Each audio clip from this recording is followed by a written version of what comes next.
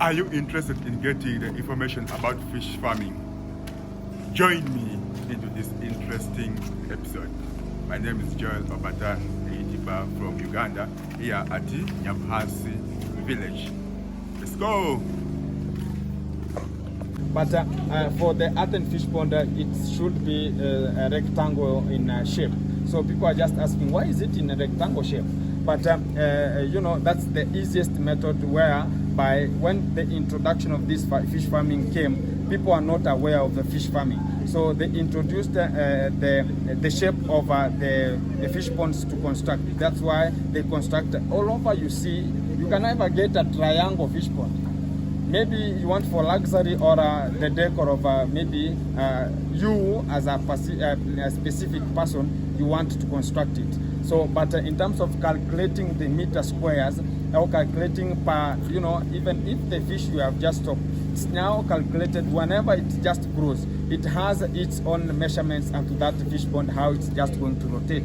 So how can you calculate the playing zone of the fish and to triangle fish pond? So it brings that confusion in terms of calculation. So that's why they go for a rectangle fish pond. Those are good in terms of doing calculation, because even fish farming needs a lot of calculation. Okay. Is this your profession or what? It's my profession, but I never went to school in terms of that. Okay. So where did you learn this? I started the way my brother just asked me, you want to start up a fish pond and you don't have any idea. So I started with zero idea. So as I stocked and I just observe and maintain everything relevant to the growth of fish, I have to get the idea from that. So I observe, I see, I react upon it. So that's how you now learn from that. So I've been practicing this for 5 years. So it has been a while, so as I have full understanding about the fish farming. Yeah. Somebody with a question? You have a parcel of land just beside Marwa's property. Is it as a result of this business or any other kind of business? No, when I started to invest in terms of fish farming, I bought the land not knowing that I could just construct a fish pond. So somebody told me there's a land that's somehow cheap around the river, which is now this river YouTube. That time Marwa was not even around here. His father was just around here, who was just planting here some sugarcane plantation. All of this compound was of sugar plantation. So at that time the father of Marwa was the one who was just at this garden preparing some sugarcane plantation. But that time I bought that land at my area. So that time that area was somehow swampy. So they never told me that it was, so I sent my money so I can just buy a land that was just cheap. But when I came to see the land, it was a swampy area, totally swampy. So I just rolled onto my mind, what am I now going to practice onto this shamba here? So I thought about maybe planting some rice, and no, I had no idea about the rice. And if you want to plant rice, maybe you should have a large market. Is my market there for rice? How am I now going to process the rice and to the finished product? I don't have those machines. Am I going to do it manually? No. So I went further so as I can just see what am I just going to do for this piece of land. So in that period of time, I got government, the national government, talking about advertising. If you have a land that's favorable for the construction of a fish pond, they're just going to create for you for free. So in that time now, I went and registered to the national government, so they created me one fish pond. But they never told me on what to invest there or how many fish. So I went further to discuss on my own platform so as I can just know which kind of fish am I just going to rear there. So they just constructed a fish pond and they went. But before they could just went, I accommodated them because they never used any machine. They used the manpower in terms of the construction. So I asked questions now and then because I was the guy who accommodated them at my home. So they came from home and do work and go back home. So after they finished, so I had gained some experience from them. That's why you see at my project, I have 3 now fish ponds there. So the extra 2, I constructed them, me and my own manpower of people who just came for the work. Yeah. I've heard you mentioning only of tilapia and catfish. Yeah. Can any other fish breed survive in Okay. such a fish pond? Okay, the breeds, we have mudfish can just survive here.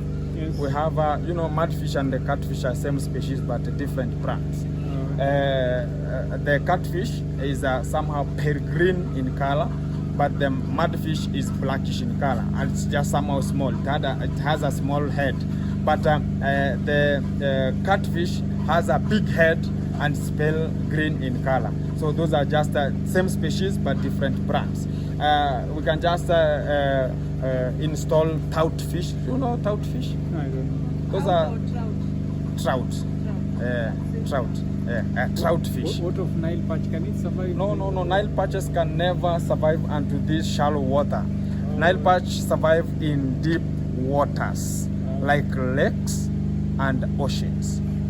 And mostly the point behind that scene is that the Nile perches, when we have water pollution, they have a very high sense in terms of water pollution. If you can have a water pollution where Nile perches are, they die all. So they cannot survive in shallow waters like this. They would have just died. But there are those species as like tilapia fish. They have a long-lasting body whereby they can just withstand any circumstances or obstacles that might hinder them onto that fish pond. So that's why they are just advised you can just stock them. But the trout fish, mostly they're somehow small and they have so many like fins and they're colorful, somehow yellowish, somehow. So, but they're small in size. You can just rear them here, but if you have an alternative, if water is somehow silt, so if you have silt water here, you can now rear the trout fish. But if the water is somehow fresh like this one, you can now rear the tilapia fish. The trout are there for an alternative in case that water or that area is of a silt in terms of pH level. Okay, let me ask, what are the challenges that you face as a fish farmer? Okay, challenges we have, sometimes we talk about, most of the people have just talked about, we have those feeds we buy at 160 shillings per kg. Yes. Those are just the pellets. But the starter mashes for the fast growing small fish, they go up to 200 shillings, which is like $1.5 per each kg. So if you have, you are just for the concentrate feeds, you are just going for to rear your fish. So it means that to come up with the whole session of maybe the cycle you want, maybe it's for 1 month or for 6 months, so as you can harvest, you should have gone for so much feeds in terms of, they are so expensive in terms of feeds. And mostly we have even the predators. When we talk about the predators, we have the predator birds, we have the predators people who might come and fish without your acknowledgement. Yes, yes. So those are now the challenges. Theft is just there, and sometimes you can just find the climate is not favorable for you to just feed them here. So it's just going to bring some chaos in terms of growing posture. And the way we are just talking about, you cannot fertilize this fish pond here. The reason behind is that when you start fertilizing it now, it turns water into green. That turning water into green, this is just a section of a homestead. So it will not bring that shape or the color of water into investment or as a decor of this area. So in terms of this fish pond now, it lacks fertilization. That fertilization could just give out the growth of the algae into the water. So as when they just, the entire life of the fish, the tilapia fish, they eat and up to their life cycle, they eat algae into the pond. So if you don't have that one and algae, somehow, it brings that tension that you can just have a good quality product of fish from the fish pond. But these ones are not for commercial ones. We can just say it doesn't have any problem about that. But we are just going to use the concentrate feeds to feed them. Yeah. Now tiling it now. Okay. No, we are just going to minimize or remove some water so as it can now.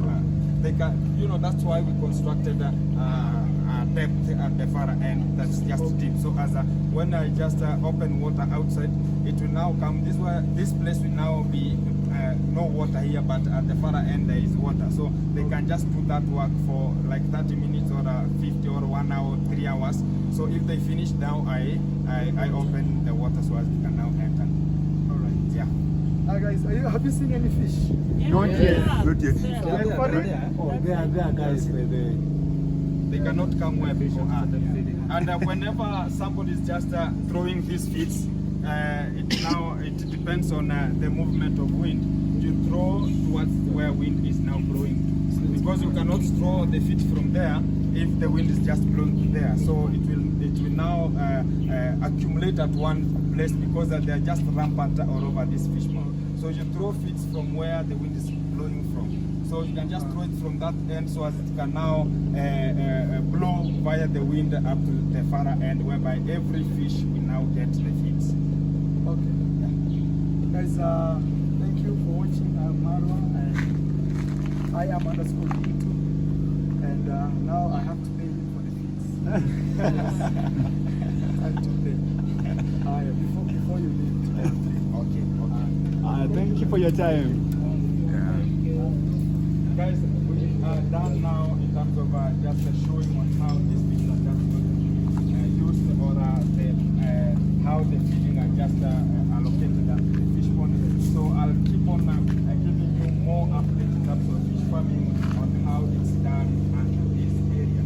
So guys, maybe you have not talked about this fish pond here. It has 300 fish, which are just brood fish. They are just over 2 species of tilapia, which is we have the red tilapia, which is bright red tilapia, and the bright black tilapia.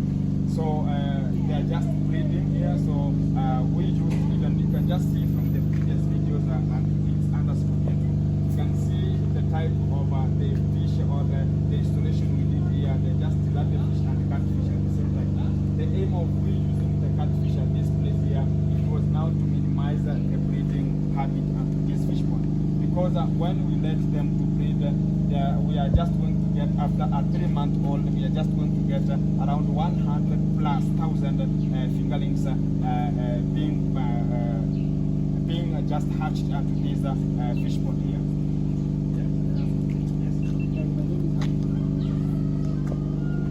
And to its underscore to get more uploads in terms of the fish farming. I've just talked about from the selection of an area you can just construct a pond. We can talk about the construction of a pond, and the type of a pond you can just construct, the type of fish you can install, the type of feeds you can just use from the starter mashes to the pellets. In terms of the maintenance practices you can just do onto your pond, the pH values you can just use for rearing different types of the fish. We can just talk about the trout fish, we can talk about the catfish, talk about the mudfish, talk about the tilapia fish and the golden fish. But we have not talked about the golden fish because that's now a different agenda in terms of now rearing of fish, because those are just reared in terms of aquarium ponds or aquarium sections, because they are there for decor mostly, they are not there for consumption rate mostly. But we can now know the selection of a good breed in terms of stocking. We can talk about how the breeding system goes. We can talk about how you can just construct some dikes in terms of the fish pond where people can just walk. How many meters from the pond should a dike look like? And what do you plant onto the dike so as you can now control that erosion? We can talk about fertilization of the ponds. We can talk about the pH value of water needed for the growth of tilapia fish. So guys, you can just check on my YouTube channel to get more uploads that I've just uploaded onto the channel, so as you can now learn more about the fish farming project. Thank you.